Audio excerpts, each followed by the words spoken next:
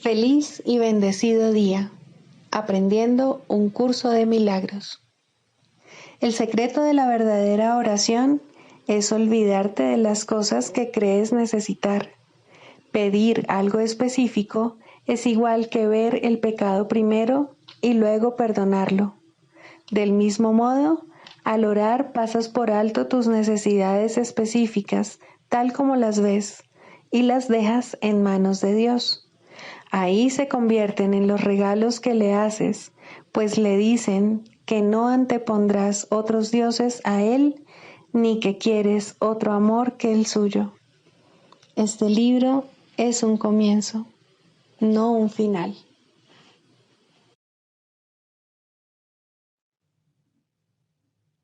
Del prefacio, ¿qué postula? Párrafo 12. El perdón es algo desconocido en el cielo, donde es inconcebible que se pudiese necesitar. En este mundo, no obstante, el perdón es una corrección necesaria para todos los errores que hemos cometido. Perdonar a otros es la única manera en que nosotros mismos podemos ser perdonados, ya que refleja la ley celestial, según la cual dar es lo mismo que recibir. El cielo es el estado natural de todos los hijos de Dios, tal como Él los creó. Esa es su realidad eternamente, la cual no ha cambiado porque nos hayamos olvidado de ella.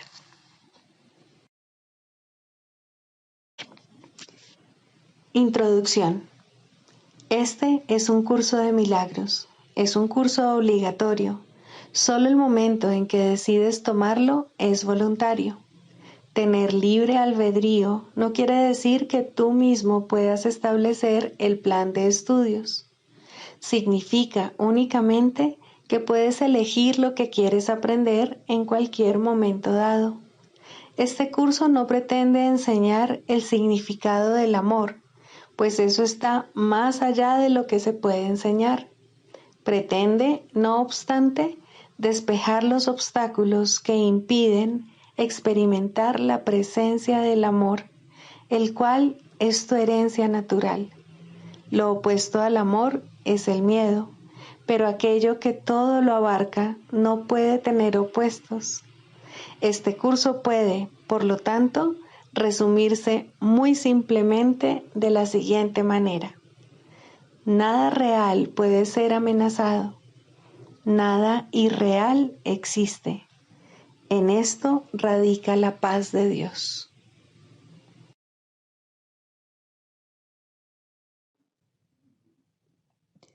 Capítulo 1. El significado de los milagros. Primero, principios de los milagros. Principio 24.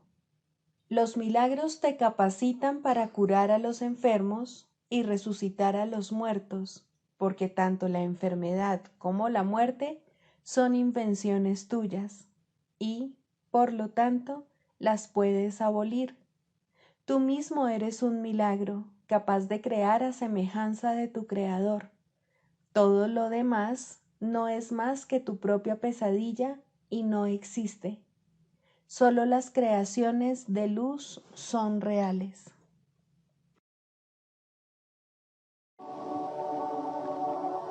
Capítulo 21. Razón y percepción. Segundo, somos responsables de lo que vemos. Hemos repetido cuán poco se te pide para que aprendas este curso. Es la misma pequeña dosis de buena voluntad que necesitas para que toda tu relación se transforme en dicha. El pequeño regalo que le ofreces al Espíritu Santo, a cambio del cual Él te da todo, lo poco sobre lo que se basa la salvación. El pequeño cambio de mentalidad por el que la crucifixión se transforma en resurrección. Y puesto que es cierto, es tan simple que es imposible que no se entienda perfectamente. Puede ser rechazado, pero no es ambiguo. Y si decides oponerte a ello, no es porque sea incomprensible, sino más bien porque ese pequeño costo parece ser, a tu juicio, un precio demasiado alto para pagar por la paz. Esto es lo único que tienes que hacer para que se te conceda la visión, la felicidad, la liberación del dolor y el escape del pecado. Di únicamente esto, pero dilo de todo corazón y sin reservas, pues en ello radica el poder de la salvación. Soy responsable de lo que veo. Elijo los sentimientos que experimento y decido el objetivo que quiero alcanzar. Y todo lo que parece sucederme, yo mismo lo he pedido y se me concede tal como lo pedí.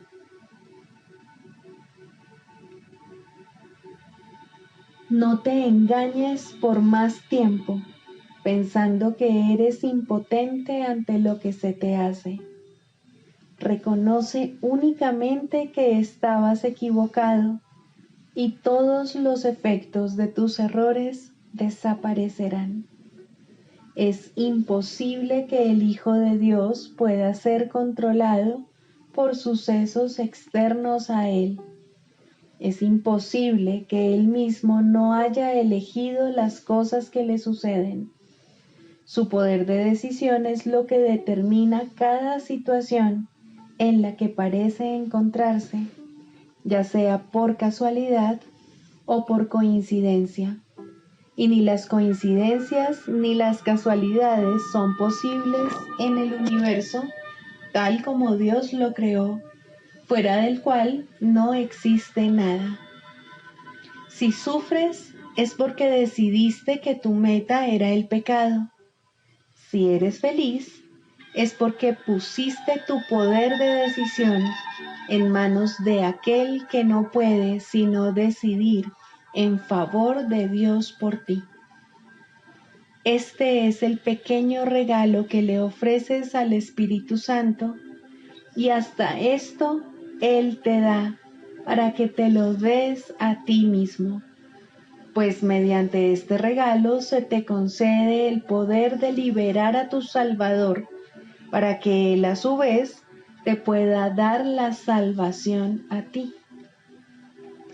No resientas tener que dar esta pequeña ofrenda, pues si no la das, seguirás viendo al mundo tal como lo ves ahora.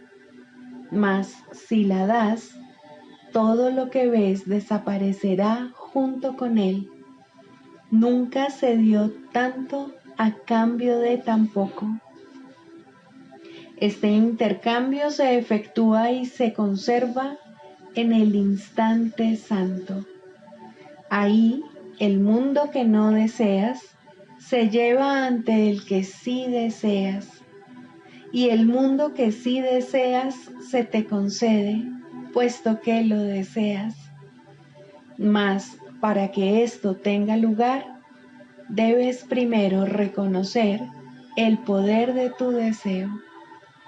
Tienes que aceptar su fuerza, no su debilidad.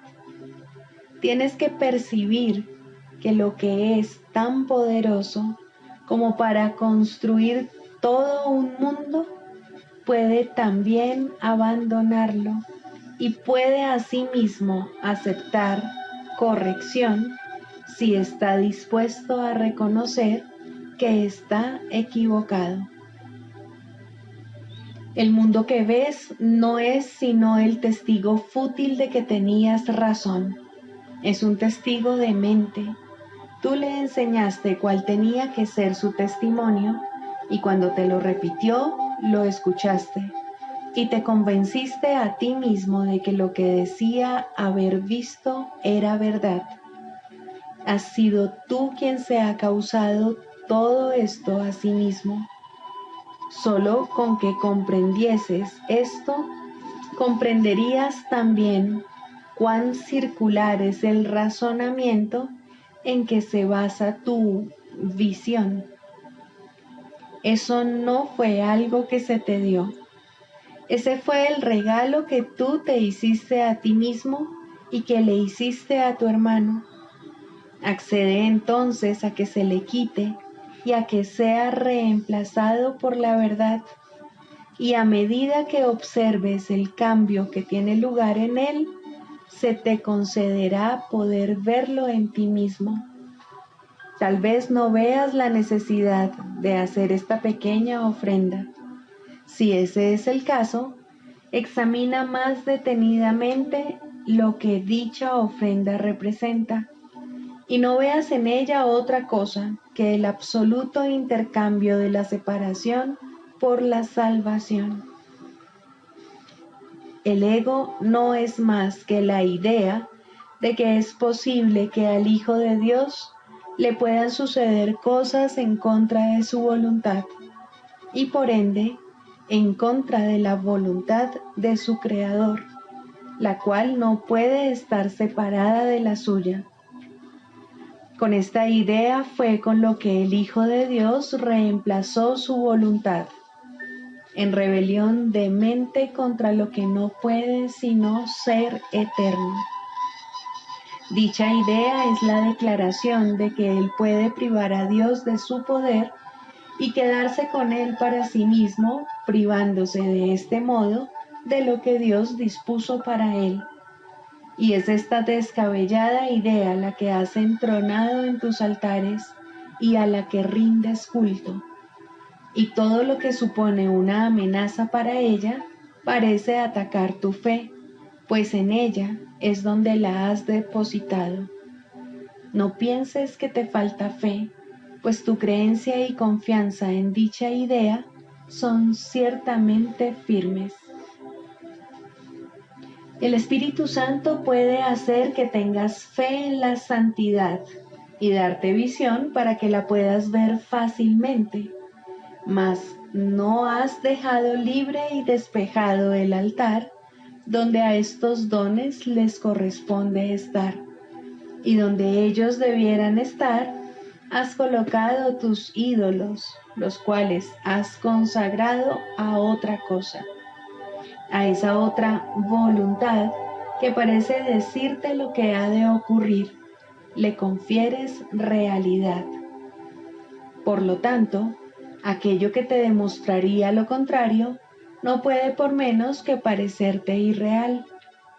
Lo único que se te pide es que le hagas sitio a la verdad. No se te pide que inventes o que hagas lo que está más allá de tu entendimiento.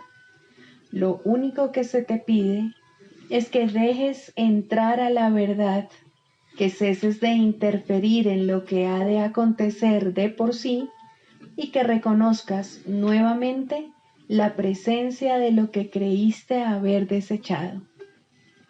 Accede, aunque solo sea por un instante, a dejar tus altares libres de lo que habías depositado en ellos, y no podrás sino ver lo que realmente se encuentra allí.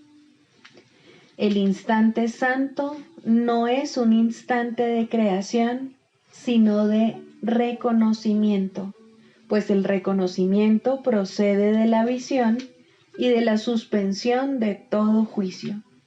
Solo entonces es posible mirar dentro de uno mismo y ver lo que no puede sino estar allí, claramente a la vista y completamente independiente de cualquier interferencia o juicio. Deshacer no es tu función, pero sí depende de ti el que le des la bienvenida o no. La fe y el deseo van de la mano, pues todo el mundo cree en lo que desea. Ya hemos dicho que hacerse ilusiones es la manera en que el ego lidia con lo que desea para tratar de convertirlo en realidad. No hay mejor demostración del poder del deseo y por ende de la fe para hacer que sus objetivos parezcan reales y posibles. La fe en lo irreal conduce a que se tengan que hacer ajustes en la realidad para que se amolde el objetivo de la locura. El objetivo del pecado conduce a la percepción de un mundo temible para justificar su propósito. Verás aquello que desees ver, y si la realidad de lo que ves es falsa, lo defenderás no dándote cuenta de todos los ajustes que has tenido que hacer para que ello sea como lo ves. Cuando se niega la visión, la confusión entre causa y efecto es inevitable. El propósito ahora es mantener la causa oculta del efecto y hacer que el efecto parezca ser la causa. Esta aparente autonomía del efecto permite que se le considere algo independiente y capaz de ser la causa de los sucesos y sentimientos que su hacedor cree que el efecto suscita. Anteriormente hablamos de tu deseo de crear a tu propio creador y de ser el padre y no el hijo de él. Este es el mismo deseo.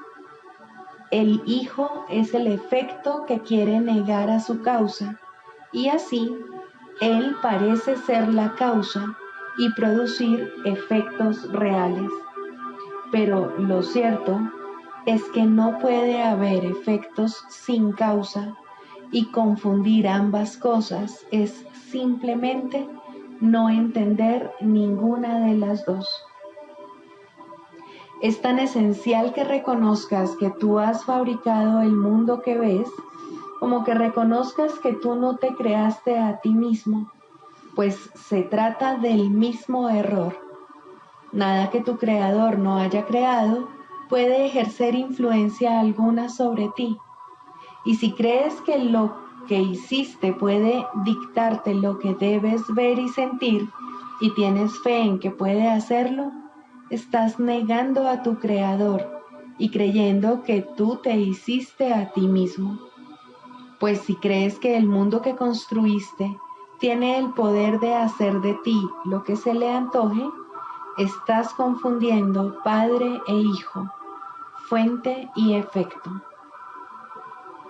Las creaciones del Hijo son semejantes a las de su Padre, mas al crearlas, el Hijo no se engaña a sí mismo pensando que Él es independiente de su fuente. Su unión con ella es la fuente de su capacidad para crear. Aparte de esto, no tiene poder para crear y lo que hace no significa nada, no altera nada en la creación, depende enteramente de la locura de su hacedor y ni siquiera podría servir para justificarla. Tu hermano cree que él fabricó el mundo junto contigo. De este modo, niega la creación y cree, al igual que tú, que el mundo que fabricó lo engendró a él. De este modo, niega haberlo fabricado. Mas la verdad es que tanto tú como él fuisteis creados por un Padre amoroso que os creó juntos y como uno solo. Ve lo que prueba lo contrario y estarás negando toda tu realidad. Reconoce en cambio que fuiste tú quien fabricó todo lo que aparentemente se interpone entre tú y tu hermano y os mantienes separados al uno del otro y a los dos de vuestro Padre, y tu instante de liberación ahora ha llegado. Todos los efectos de eso que hiciste desaparecerán, porque su fuente se habrá puesto al descubierto. La aparente autonomía de su fuente es lo que te mantiene prisionero.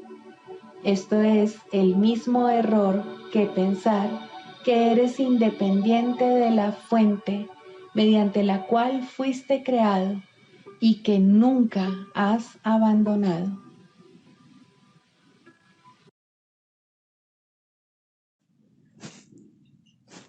Libro de ejercicios. Pregunta 14. ¿Qué soy? Soy el Hijo de Dios, pleno, sano e íntegro, resplandeciente en el reflejo de su amor. En mí, su creación se santifica y se le garantiza vida eterna. En mí, el amor alcanza la perfección, el miedo es imposible y la dicha se establece sin opuestos. Soy el santo hogar de Dios mismo. Soy el cielo donde su amor reside. Soy su santa impecabilidad misma, pues en mi pureza reside la suya propia. La necesidad de usar palabras está casi llegando a su fin ahora, mas en los últimos días de este año que tú y yo juntos le ofrecimos a Dios, hemos encontrado un solo propósito, el cual compartimos. Y así te uniste a mí, de modo que lo que yo soy, tú lo eres también. La verdad de lo que somos no es algo de lo que se pueda hablar o describir con palabras. Podemos, sin embargo, darnos cuenta de la función que tenemos aquí y usar palabras para hablar de ello, así como para enseñarlo si predicamos con el ejemplo. Somos los portadores de la salvación. Aceptamos nuestro papel como salvadores del mundo, el cual se redime mediante nuestro perdón conjunto. Y al concederle el regalo de nuestro perdón, éste se nos concede a nosotros.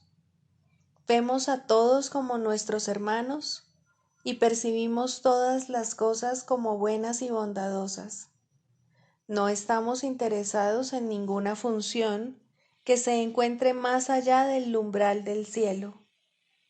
El conocimiento volverá a aflorar en nosotros cuando hayamos desempeñado nuestro papel. Lo único que nos concierne ahora es dar la bienvenida a la verdad.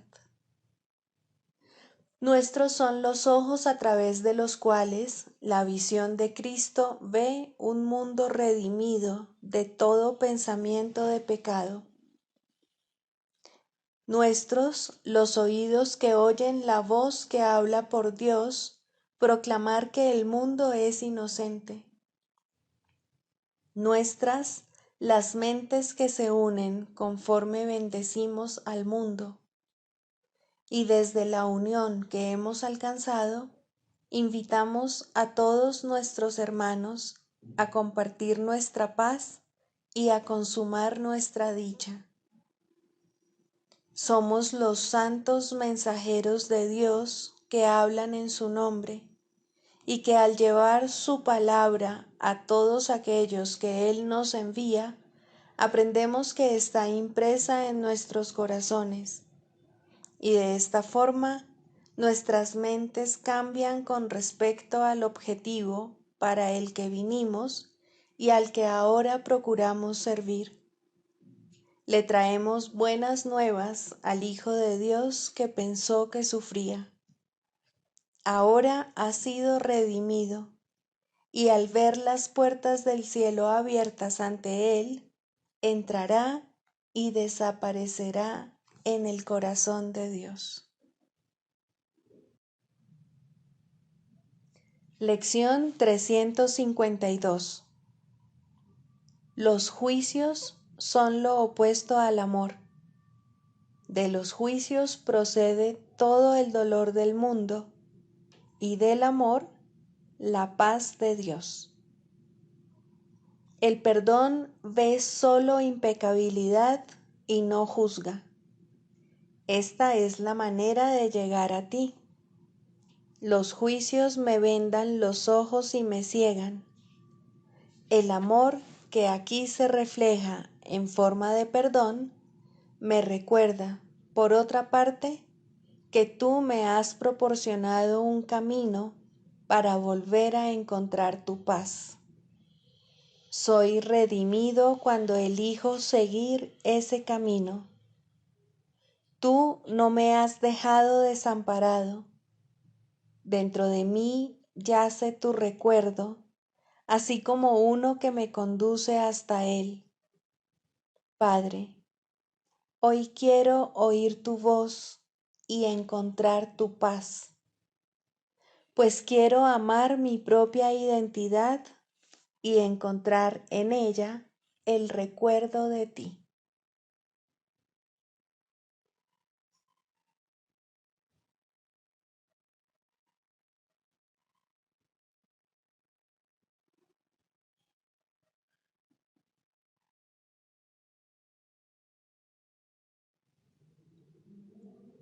Del Manual para el Maestro, pregunta 4. ¿Cuáles son las características de los maestros de Dios? 8. Paciencia. Los que están seguros del resultado final pueden permitirse el lujo de esperar y esperar sin ansiedad. Para el Maestro de Dios, tener paciencia es algo natural. Todo lo que ve son resultados seguros que ocurrirán en un momento que tal vez aún le sea desconocido, pero que no pone en duda. El momento será tan apropiado como la respuesta. Y esto es verdad con respecto a todo lo que ocurre ahora u ocurra en el futuro. En el pasado no se produjeron tampoco errores, ni ocurrió nada que no sirviese para beneficiar al mundo, así como aquel a quien aparentemente le ocurrió. Tal vez esto no se entendió así en su momento. Con todo, el Maestro de Dios está dispuesto a reconsiderar todas sus decisiones pasadas, si éstas le están causando dolor a alguien. Tener paciencia es algo natural para aquellos que tienen confianza. Seguros de la interpretación final de todas las cosas en el tiempo, ningún resultado, ya visto o por venir, puede causarles temor alguno.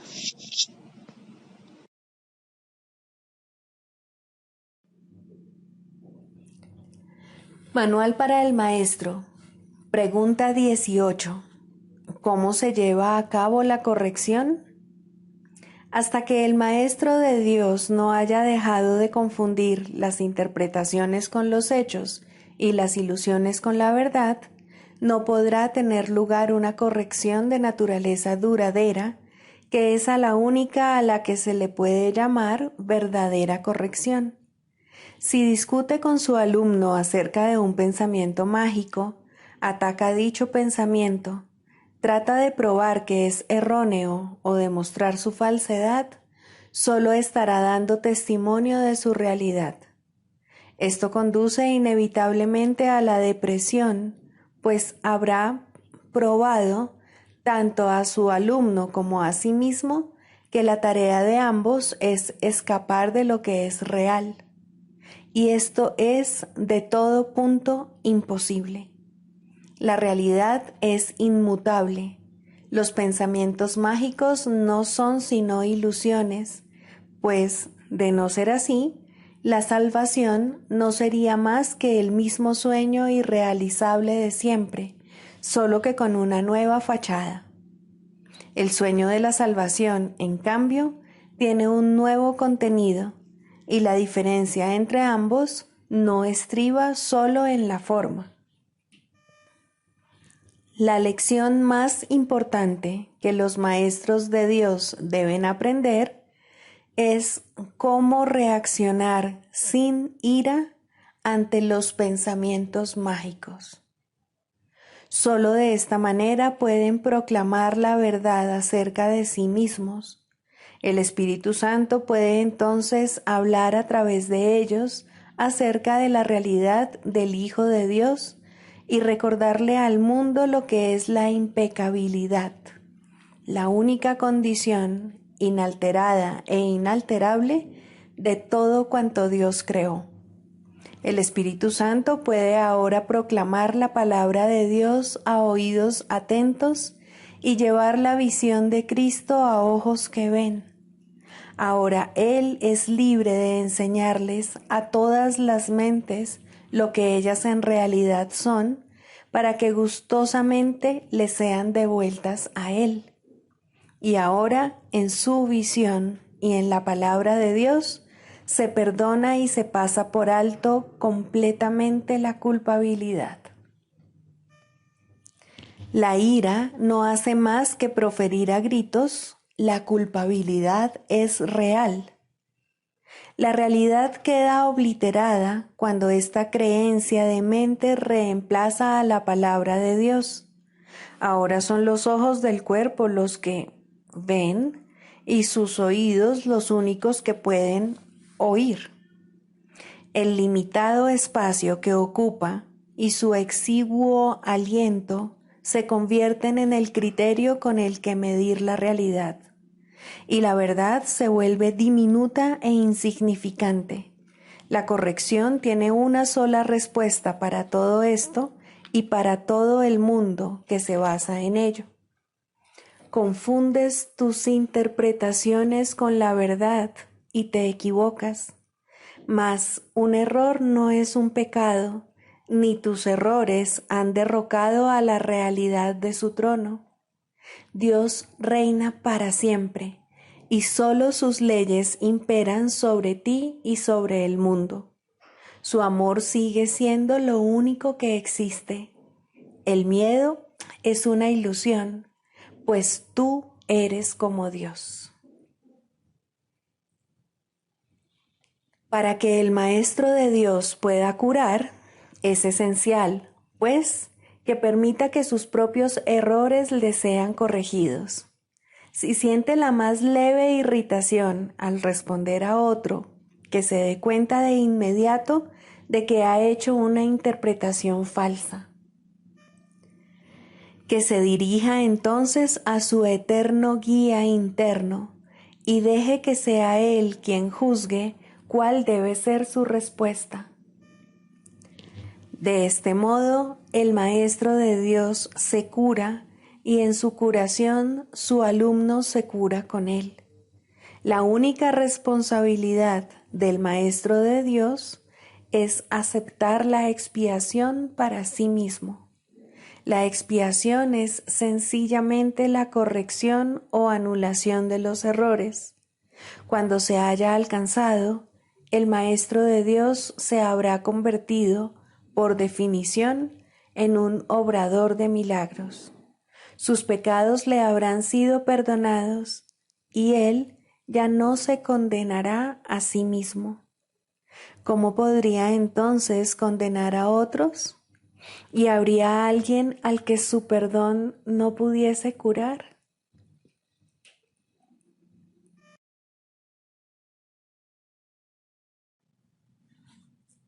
Manual para el Maestro.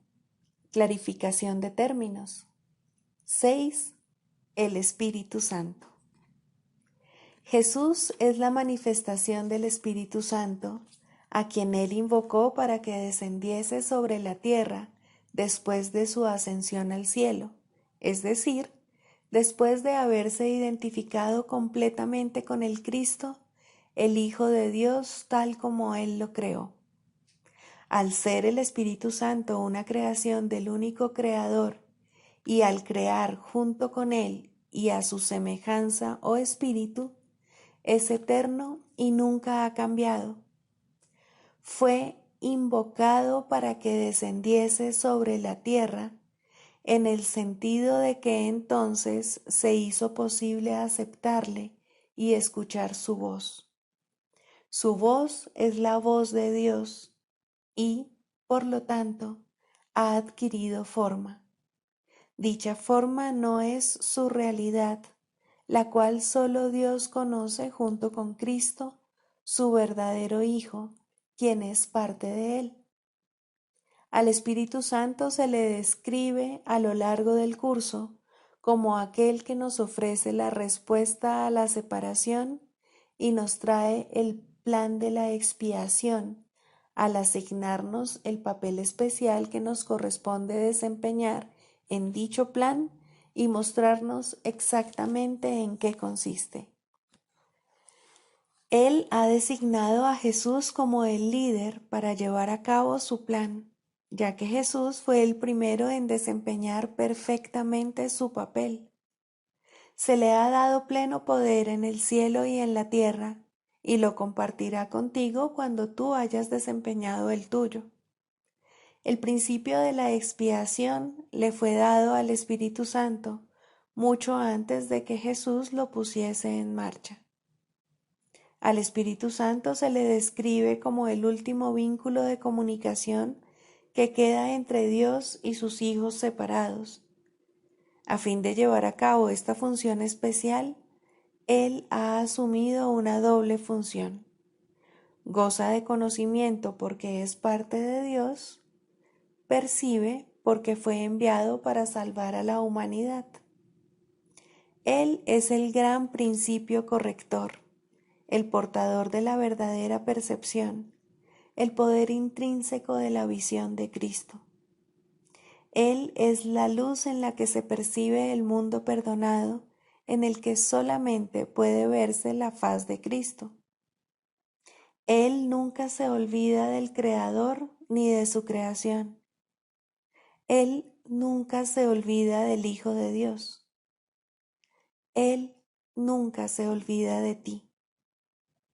Te brinda el amor de tu Padre en un eterno resplandor que nunca será extinguido, porque Dios mismo lo depositó ahí. El Espíritu Santo mora en la parte de tu mente, que es parte de la mente de Cristo. Él representa a tu ser y a tu Creador, quienes son uno. Habla por Dios y también por ti, ya que está unido a ambos.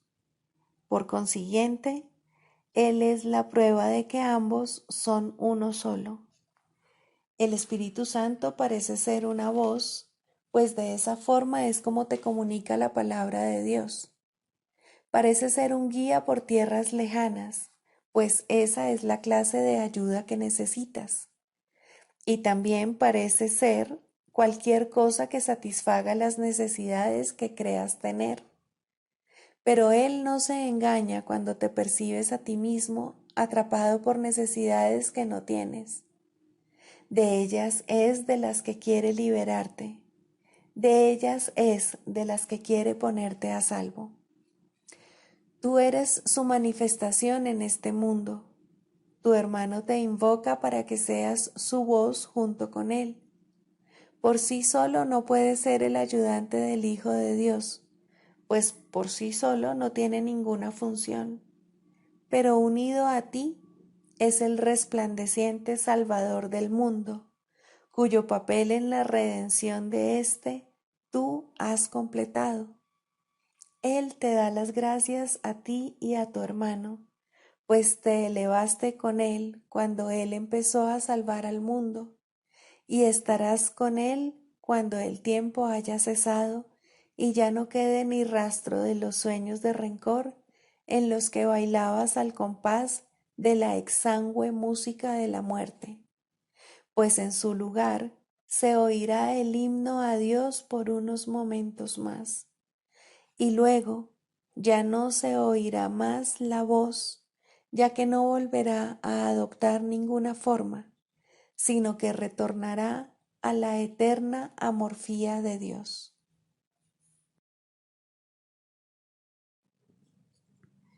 Sigamos a Jesús haciendo del perdón algo tan natural como respirar y algo tan vital como el aire.